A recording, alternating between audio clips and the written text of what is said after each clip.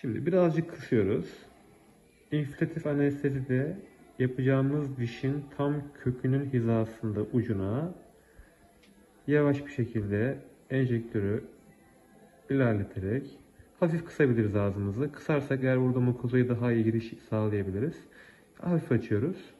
Evet, burada yavaşça enjeksiyonu uyguluyoruz. Anestezimizi zerk ediyoruz yavaş bir şekilde.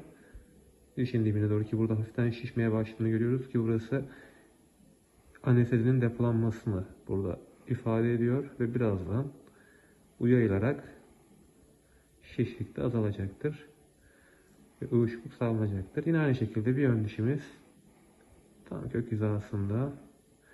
Ön bölge biraz daha acılı olur anestezide. Kısalım biraz ağzımızı. Yine aynı şekilde.